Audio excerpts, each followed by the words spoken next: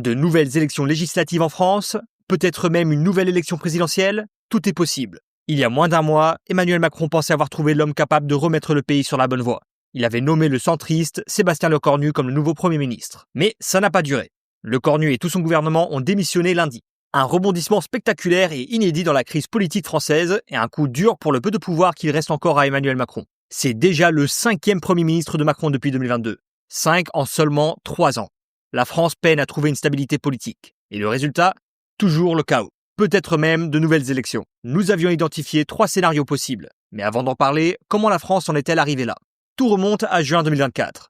Après la lourde défaite du parti d'Emmanuel Macron aux élections européennes, le président a pris une décision audacieuse, et certains diraient même très imprudente. Il a dissous l'Assemblée nationale et a convoqué des élections législatives anticipées. Mais le pari a échoué. Et pas qu'un peu. Le résultat ? Un parlement sans majorité claire qui bloque la vie politique depuis. 3 grands blocs ont émergé. Ensemble, le camp centriste de Macron, le Rassemblement national de Marine Le Pen et le nouveau Front populaire à gauche. Chacun a obtenu environ un tiers des sièges. Résultat, personne n'a la majorité. Et la politique française s'est rapidement enlissée. Or, en France, c'est le président qui choisit le Premier ministre. Et depuis sa réélection, Macron a dû essayer plusieurs fois. D'abord Elisabeth Borne, puis Gabriel Attal, ensuite Michel Barnier, François Bayrou et enfin Sébastien Lecornu. Tous issus du centre républicain, c'est-à-dire des partis ni d'extrême gauche ni d'extrême droite. Et la gauche, comme la droite, se sont assurés de lui faire payer le choix. Lecornu a été nommé le 9 septembre et a démissionné le 6 octobre. Mais pourquoi ?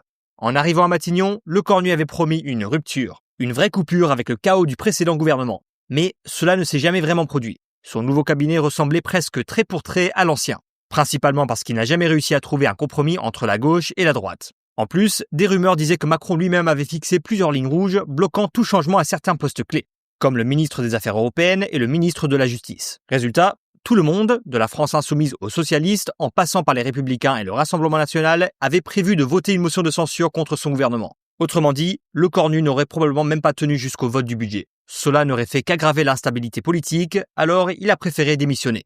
Dans son discours de départ, Lecornu a désigné plusieurs responsables.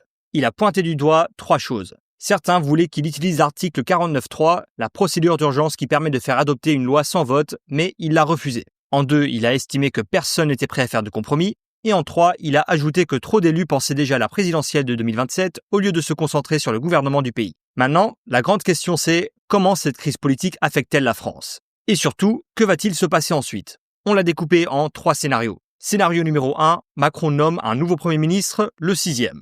Et honnêtement, c'est encore tout à fait possible. Dans son discours de démission, Sébastien Lecornu l'a même laissé entendre. Il a déclaré « Il ne faudrait pas grand-chose pour que les choses s'arrangent », suggérant qu'en coulisses, les partis d'opposition seraient plus ouverts à un compromis sur la dette publique que ne le laissent penser leurs déclarations enflammées. Donc, si Macron décide de nommer un nouveau Premier ministre, 2 options s'offrent à lui. Quelqu'un du centre ou quelqu'un de la gauche, probablement issu du Parti socialiste. Bon, soyons honnêtes, choisir encore un centriste serait presque un suicide politique. Il a déjà essayé 5 fois, et chaque fois, le chaos a suivi presque immédiatement. Donc, probablement pas cette fois.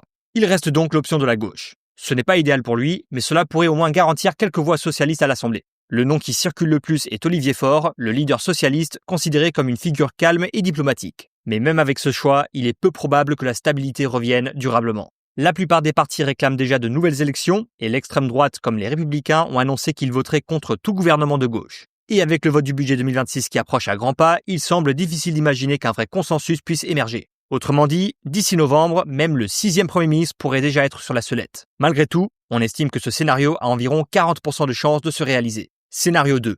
Macron pourrait convoquer de nouvelles élections législatives, ce qu'on appelle une dissolution de l'Assemblée nationale. Mais ce serait un pari très risqué. Macron pourrait perdre encore plus de sièges, donnant potentiellement plus de pouvoir à l'extrême gauche ou l'extrême droite. Le RN, dirigé par Marine Le Pen et Jordan Bardella, ne cesse de gagner en popularité et pourrait profiter de la situation pour renforcer son influence. Les sondages ne sont pas vraiment favorables à Macron en ce moment, et donc il est peu probable qu'une telle manœuvre tourne à son avantage. Mais certains pensent que Macron aurait peut-être une stratégie plus large en tête, laisser volontairement l'extrême droite gouverner. L'idée est la suivante. S'ils arrivent au pouvoir maintenant, ils devront affronter la réalité difficile de la gestion du pays.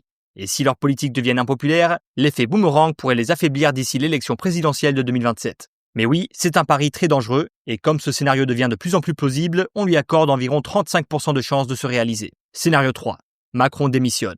Et en réalité, il n'existe que 2 façons pour que cela se produise, la démission ou la destitution. Officiellement, Macron répète qu'il ne démissionnera pas et qu'il restera à l'Élysée jusqu'en 2027. Mais bien sûr, les responsables politiques disent toujours cela. Reconnaître le contraire reviendrait à admettre la fin de leur pouvoir. En coulisses pourtant, ce n'est pas totalement impensable. Certains commentateurs avancent même que la démission pourrait être une stratégie pour empêcher Marine Le Pen d'accéder à la présidence. Et voici pourquoi.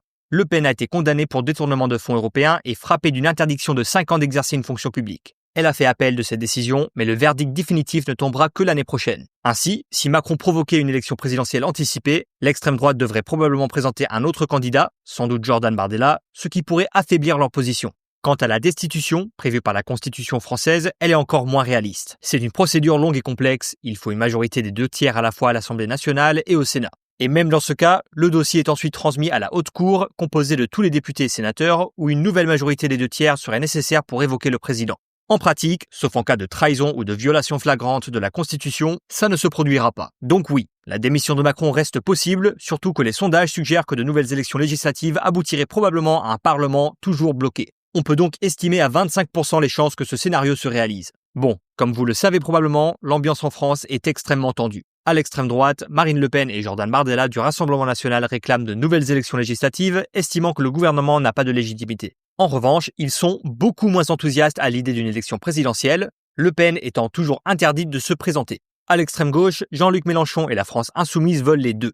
De nouvelles élections et la destitution de Macron, la meilleure chance de Mélenchon d'accéder enfin à la présidence. Les socialistes, eux, ne poussent pas pour de nouvelles élections. Ils réclament plutôt un Premier ministre de gauche, estimant que la gauche reste le plus grand bloc à l'Assemblée. Quant aux Républicains, beaucoup les accusent d'avoir aggravé la crise. Ils ont exigé 1/3 des postes ministériels alors qu'ils ne détiennent que 48 sièges sur 577 et ils ont eu beaucoup de mal à s'entendre avec les socialistes, rendant le gouvernement pratiquement ingérable. Mais eux non plus ne veulent pas de nouvelles élections, ils savent qu'ils auraient peu d'alliés et risqueraient d'y perdre encore davantage. Et voici ce que j'en pense. Parmi les 3 scénarios que nous avons examinés, Macron choisira probablement de nommer un nouveau Premier ministre. Et la seule manière pour que cela fonctionne est de se tourner vers la gauche et d'intégrer les socialistes. Mais au fond, les seuls vrais gagnants dans tout cela, c'est l'extrême droite. Ils parviennent à paraître calmes et unis, pendant que tous les autres camps semblent désordonnés et divisés. Ils n'ont jamais gouverné, donc ils ne peuvent pas être tenus pour responsables du chaos actuel. Et cela les fait passer, au moins pour l'instant, pour les raisonnables. Quant à Macron, je pense que c'est terminé.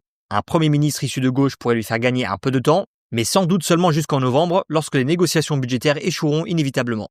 Après cela, de nouvelles élections ramèneraient probablement le même blocage, simplement repoussé dans le temps. Un véritable redémarrage ne pourrait venir que si Macron démissionnerait. Mais même dans ce cas, avec un Parlement qui est toujours aussi divisé, les mêmes problèmes persisteraient. Et pour être clair, je n'appelle pas à la démission de Macron. Ce serait une perte énorme pour le projet européen parce que Macron a été formidable pour l'Europe et je détesterais le voir partir. Mais à la fin de la journée, il faut de la stabilité en France pour l'Europe et je ne vois pas comment Macron va le faire. Et surtout, je ne veux pas que le centre pro-européen disparaisse dès qu'il quittera le pouvoir. Donc même si démissionner c'est un peu extrême, ça permettra que le centre ne soit pas blâmé pour tous les problèmes de la France. Mais au fond, je pense que c'est un problème culturel. La politique française n'est pas faite pour le compromis. Le système à 2 tours a habitué les partis à viser la majorité absolue et pas la coopération. Et ça, il faut que ça change. Une idée, c'est de passer à la représentation proportionnelle. Mais même dans ce cas, sans un changement de culture politique, la France risquerait bien de se trouver exactement dans la même situation. Parce que quand on y pense, à la fin de la journée, c'est des politiciens qui se mettent ensemble et qui essaient de trouver des compromis. Et qu'ils soient sélectionnés avec 2 tours ou par la proportionnelle,